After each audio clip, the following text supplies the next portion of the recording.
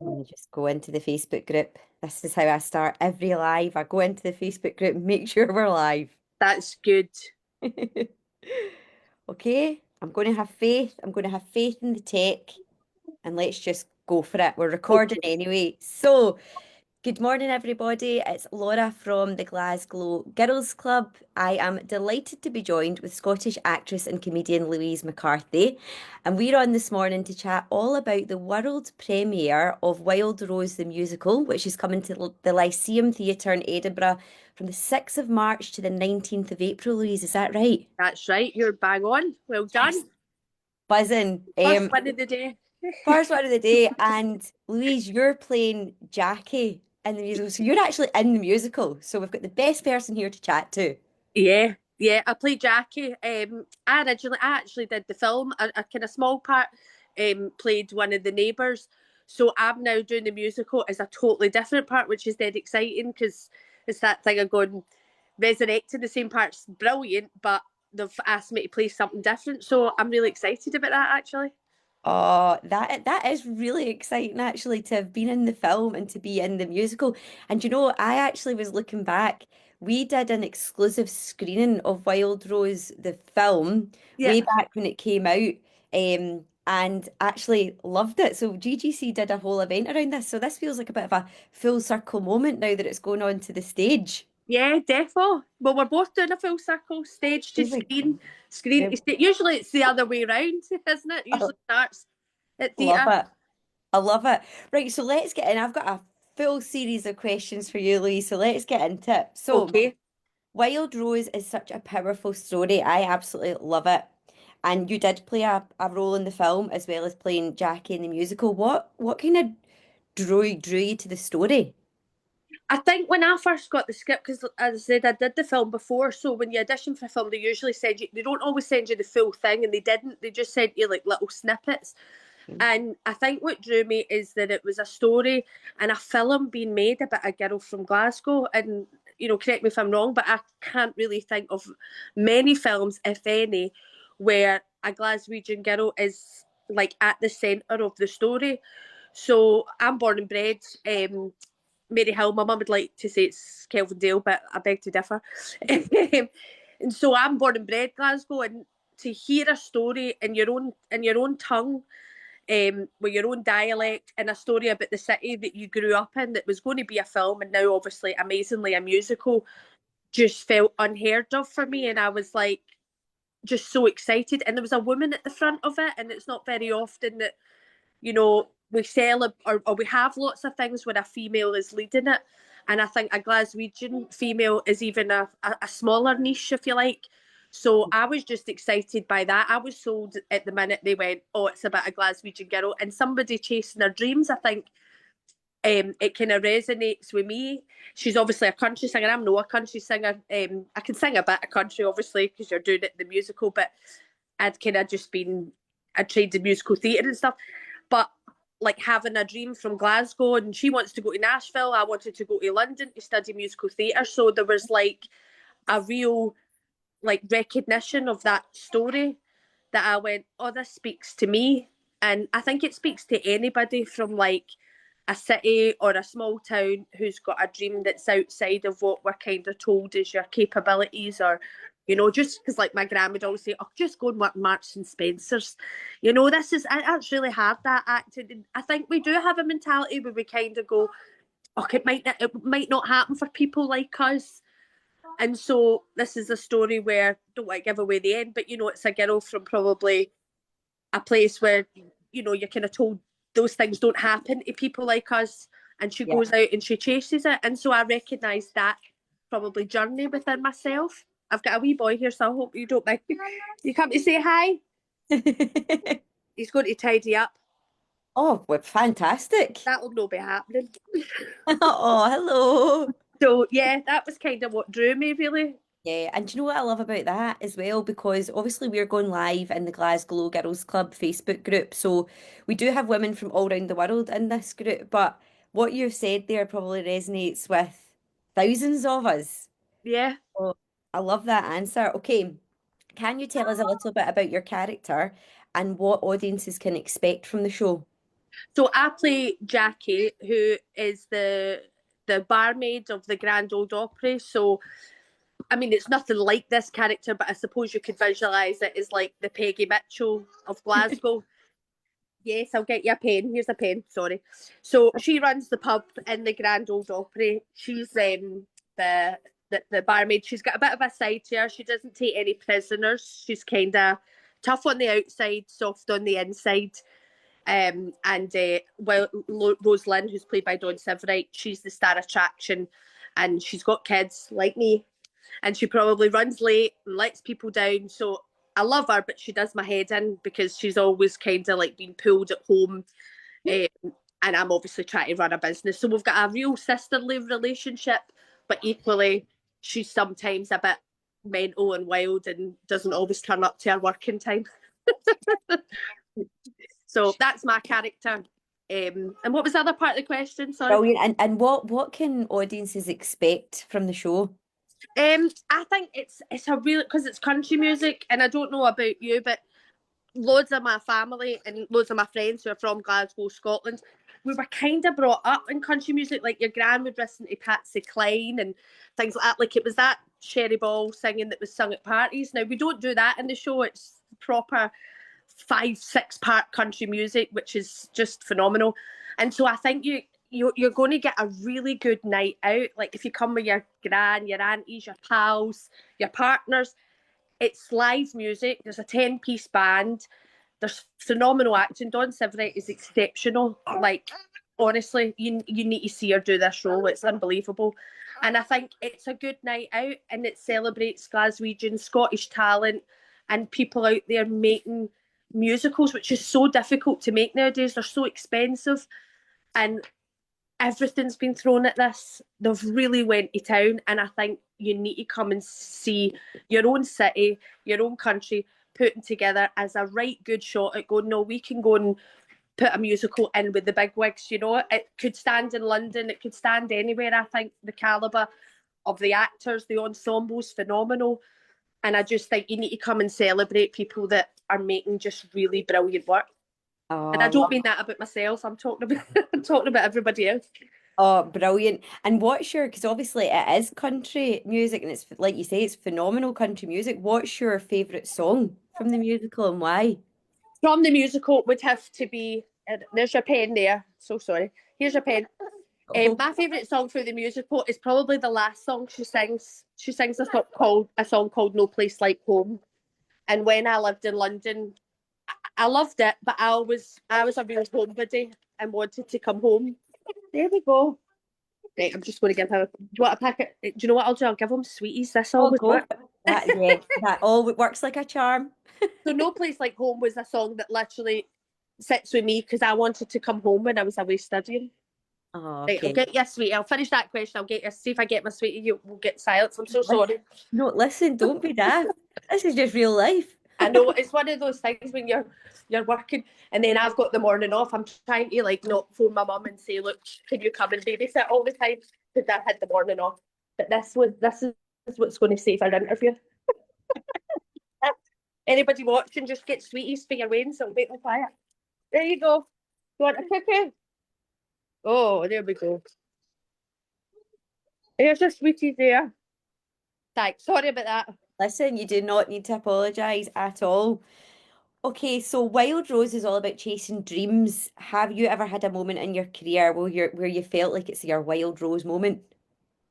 I think some right. I might need to do a packet of sweeties here. I'm so sorry. I'm so sorry. Right, sweeties No, coming out. I was trying to do the biscuits, but it's going to have to be Haribo's. This is terrible. 10 in the morning, giving you away Haribo's. he knows too well, though. He knows too well. He's at it. He's at it. Oh, here. Oh, here's your Haribo's. There you go. You got it. There we go. Wild Rose moment for me is probably, I suppose it's like what we do is a job that there's a lot of no's involved, there's a lot of pushback, there's a lot of things that you probably don't feel good enough, or like Rosalind, I've got kids and you're trying to pursue a dream or a career or whatever that is for you. And I remember one time I went to France and I'd not long come out of drama school and I was up for the Steamie and I was in Brilliant. France with my family and this call came through from my agent going, oh, to go up for Doreen. And I was like, oh, this is, I'm glad. I'd been living in London a long time. This was a Glaswegian part and a Glaswegian play. And I'd kind of said it to myself and going, this is probably something, because I'd had a lot of knockbacks at that time, had like a bit of a tough run. And I thought to myself, you know what, I'm going to pay for the flight home because I think I've got a good chance of this. It's in my native tongue. She's a Glaswegian. It's a singing part because a bit of a chanter. And I thought, I'm going to go for it. So I paid for the flight to go home, went to the audition, and on the way back, I'd got an email saying I didn't get it. And I just remember this like gut wrenching of going, that's it. If I can't do this to me and I can't be in a Scottish play, then why am I even being an actress? Like, I'm done. I think maybe it's not for me. And that whole thing where you go, I don't feel good enough. And I'd went in and I remember my mum and dad were still there because I'd went home to my mum and dad at the time. And I came in the door, she went, oh, did you get it? And I was like, no. And kind of having a wee cry. I went into the room and then about an hour later, she'd obviously just left you. And she went, oh, come out to the balcony, come on, I'll pour you a wee vodka Diet Coke. Brilliant. Brilliant. It's always different in a vodka Diet Coke. She went, my mum said, you've got to be in it to win it. You've just got to keep going. And so I think where that story went full circle was 10 years later, I got an offer to play Margaret at the Hydro in the Steamie. And so I went, gosh, my mum was right. You have got to be in it to win it. And it's actually said in the show, Rosalind's mum says it to her when she's trying to pursue her dream is what's for you, oh no, goodbye you. And I know it's such an old-fashioned, cliched kind of Glaswegian saying, but I think it's so true. I agree. Especially in that circumstance that I went, she's right, that wasn't for me, but that show never went by me. Oh, And I love that. Rosalind has that kind of journey in the thing. And so I suppose that's my comparison to that Yep. journey in a sense. And my mum was right. Oh, do you know what? It is such a saying, isn't it? And sometimes it's hard to hear at the time when you're in the thick of the disappointment or whatever. But actually, when it does come to the point where you realize, oh, that's why that didn't happen then. Yeah, It's like you're like, yeah, it's so true every time. so true. And I was like going, this is the end of the world for me. I'd only been a young person. I hadn't had kids then. I was only young. I was like, this is the end of the world. And it isn't the end of the world. And it Yeah. never is the end of the world. And Oh, you've just got to keep going. And the no's are sore, but they also are part of it. And it comes good. yeah. Keep So chipping away. so true. And if you didn't get the no's, the yeses wouldn't be so joyful, would they? True, yeah. You have that total comparison of going feeling like that, and then when the yes comes in, of amazing, and Yes. Oh, I love it. Okay, let's talk a wee bit more about your acting career then, Louise, because you touched on it there. You've had such a diverse career from comedy to theatre and beyond. What's the most unexpected or rewarding role you've played so far? I think the most rewarding role I did mention weep. I trained in musical theatre and kind of had a little bit of an epiphany that I love musicals and I do still want to do musicals, but a lot of musicals are like predetermined for you, like a cast before you will create the show. And then Okay. when you go in, you kind of end up copying per se that track that's went before you. So when I did Mamma Mia in town in London and I loved it, but I kind of went, there's something within me that really wants to be creative and create things. And I then thought, what if I did just straight acting? So I kind of was a bit naughty and took it off my CV, the musical theatre. Okay. I'm going to pretend I don't do it because at that time, and it's very much changed now, everybody was kind of in a box. If you did MT, you were maybe like, cheesy, jazz handy performer, and they wouldn't really. More sweeties. You want more sweeties? There's no more sweeties. That's cheating, isn't it? I want more sweeties. And I think at that time, you were very much, I'll get you another packet, right? Here we go. And at that time, you couldn't really cross over. So it was a bit naughty, but I took it off my CV to try and get in a door. And Yeah. a job from NTS came up for a play called Men Should Weep. I don't know if you know it. It's kind of on the school curriculum. Okay. And Yeah. it's a really gritty play. I think it's set in 1930s. It's when people lived in the one house, they had kids in drawers, TB was rife. And so I then went to this audition for a really gritty, no singing, just proper solid, serious acting, if you like. And when I got that job, it just opened my eyes to a whole different world. And I kind of went, I think I did the wrong thing doing musical theatre as the main study. I should have probably maybe just done straight acting. But the world's changed now, and actually, it doesn't matter what you train in. You know, you can dip your toe in. We're much more open to people transferring from, skill sets. And I just remember that being a huge turning point and really unexpected because I hadn't went down that path, didn't think anybody would see me in that light. And yeah, they did, and they gave me a shot, and I loved it. I loved it. I loved it. Love it. Love Yeah, it. that was Okay. definitely a big. Amazing. Right. Okay. So having done a lot and you have done so much and like really, really true big Scottish Glasgow, like Scot Squad, Two Doors Down, like you're naming the big ones, the Scots. What's the best piece of audience feedback you've ever had with your acting? Oh gosh, I think. Oh, I think when people say to you, like Colette, for instance, in the Scots, or I do a character in a stage show, it's like a comedy thing I do with my pal Gail, and I play like an older woman, and people come up to you and go, "Oh my god, I know her."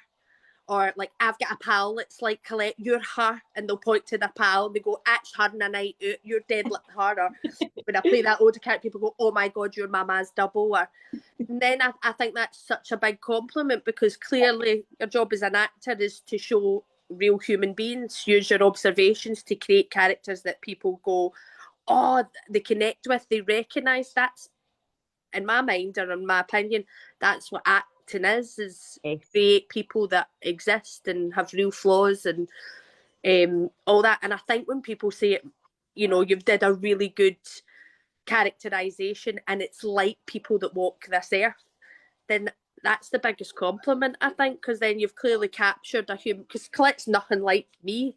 I Yeah. know the elements, it's my voice and my body and stuff, but I'm no wild like that.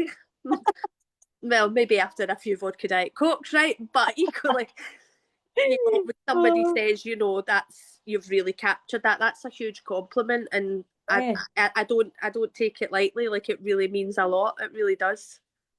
Yeah, I love that because sometimes when you see a character that you can't resonate with you, it jars for you for some reason, doesn't it? You're like, I don't know why I'm not liking that character, or there's just something that's not overly human or something about them. Yeah, But it's unnatural. It doesn't look real, or you go, I don't believe that.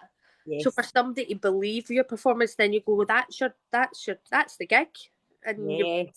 hopefully, I mean, I don't know, other people might disagree, but hopefully that's you've done that. And when people say that you have, like that really means a lot.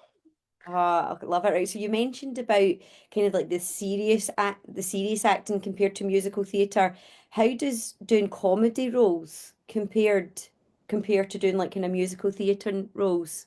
Comedy's the hardest, and That I okay. think anybody who or all my a lot of my peers who are actors are like, comedy sometimes gets that kind of thing, oh, they do comedy, or or they can't, there's a kind of stigma that still that somebody who does comedy can't really do serious. The best actors I've ever met are comedy actors, and when they do serious work, are honestly, it's unbelievable because comedy is the hardest thing to do. It's actually quite a technical thing.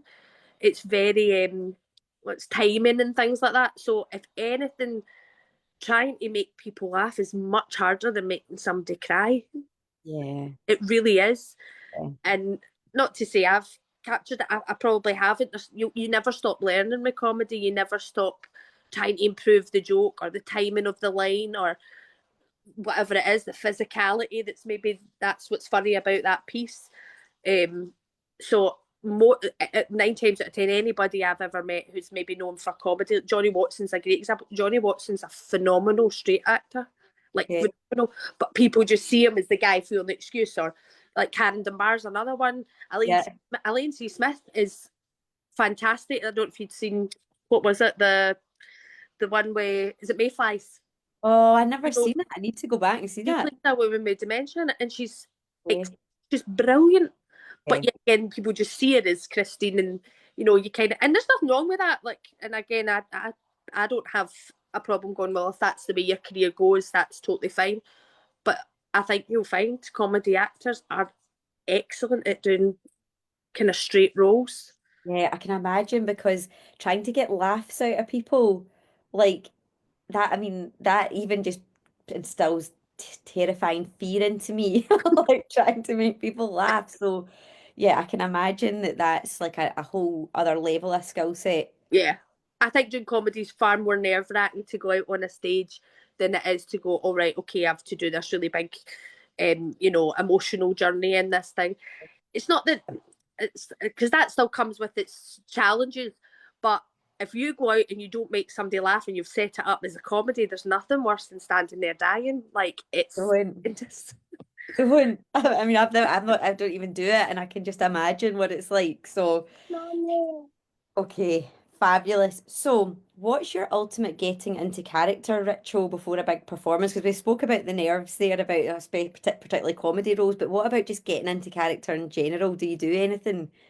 for me. It's I really love collaborating with costume and makeup and wigs. And obviously, not every character needs that, but every character needs a costume. Right, go and see your dad. He's been naughty. Colin, can you? Sorry, I'm going to get my man. Could you come and get him a wee minute? Um, so I do love collaborating with them. Right, I'm going to move out of here. You'll be glad you spoke to me today. This is Oh, going listen, super well. it's all part of it. Like, there's absolutely no bother at all. Um, no, so I really love, and I tend not to interfere too much. Like I might have a couple of ideas about what I think someone looks like, but when you work with a really good like creative makeup and costume team, they've thought about it as well. So I always kind of like to see what they think the person should be wearing, and then you always do obviously like a little bit of fitting. And I think when you start trying on bits, you go, oh right, and it kind of pieces together for me. Like I'll have a rough idea, like with Colette.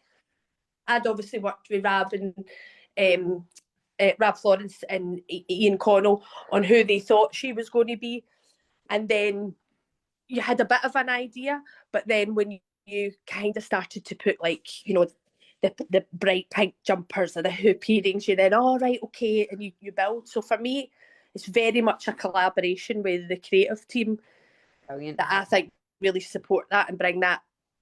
It just adds to it, and they're so clever. They're so, and the team on this with this Wild Rose, like what they've done to make Jackie into what she is. I won't give it away.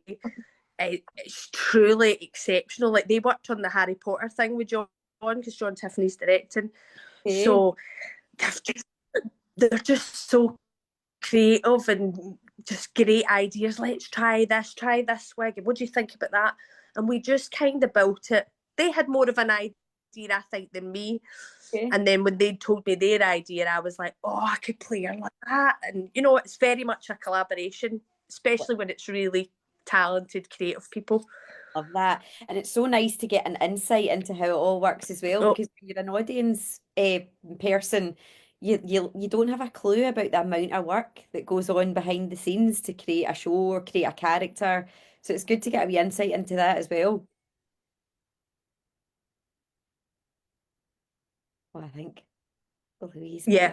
No, defo. And this show, Wild Rose in particular, like, it's people really believe in it. Oh, is it yeah. cutting out? You all right? Don't we go? We go, we're Is that back, a bit we're back. rubbish?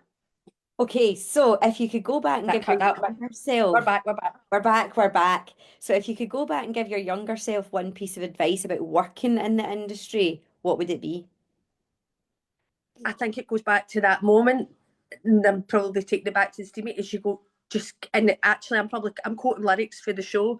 We sing a song called "Country Girl," and the lyrics in it is "Keep on, keeping on," Yes. and I think that's really what like from my personal experience. I've just kept on keeping on and keep throwing darts at the dartboard. Keep going, even if you think the tide's against you. If it's really what you want to do, keep on keeping on, and that's a wee line in the show. So that was quite good. A nice link there. I love that. Professional, so you are. Okay, so the show is playing at the Lyceum Theatre. Mhm. What's your favourite thing about performing in Edinburgh? I've actually not did loads in Edinburgh. Yeah. I've done as my first time at the Lyceum, which is totally a tick list thing, so I'm really excited about that. And then I did the festival a couple of years ago, which I loved because the buzz of the place and everybody's hustle and bustle and going to see things. And that was before I had kids. I think I was actually pregnant with my first at that point. So I wasn't out enjoying the light refreshments, but I was out going to see things and jumping from doing my show, then going to see my pals, then just doing a lucky dip. We always do a lucky dip at the Fringe where we just go, right, pick something that you fancy. If Yeah. it's rubbish, it's rubbish. And so Edinburgh is, even though it's not Fringe season, there is still that kind of buzz about Edinburgh. Yeah. And the Lyceum, I mean, it's an iconic theatre, and I'm really privileged that I've been asked to play there. And my aim is to play every single theatre in the whole of Scotland. So, Nice. Lyceum stuff. Nice. Brilliant. Well, I'm sure that you absolutely will. Okay, so we're running a competition to Yeah. win an overnight stay in Edinburgh.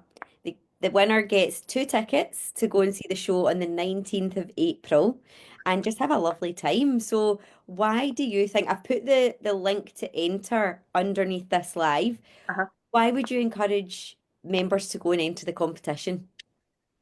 I think you need to come and see a musical, a Scottish musical made by like it's a pretty much Scottish creative team. It's all Scottish cast, and I think you need to come and support your own country, city, like taking a punt on some. And it sounds, I don't even want to say taking a punt because I don't even think it is a punt. The show is that good.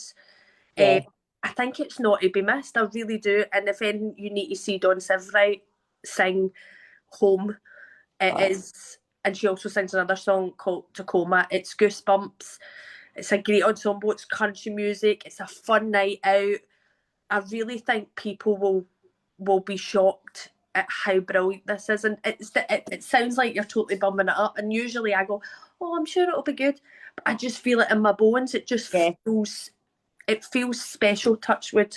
Oh, it's so exciting. It is so exciting. I'm definitely going to get tickets for it because, like, having seen the film, I know how good the story is, and I can only imagine what it's going to be like to see it brought to life on Yeah. stage and the And the whole music. ensemble as well. We've got a 10-piece band of like the best country musicians that Scotland has to offer. Yeah. Like it's the, what is it they call it, the creme de la creme. It's proper. It's just exciting. The people that are in the room, the creative team are just like, we're so lucky. We're so lucky, and I think you'd be disappointed if you missed it. You'll hear people, if you miss it, you'll hear people in the pub going, oh, you should have seen that show, and you'll be raging. So just go and enter the competition. Yes, I love it. Okay, right. So, final question.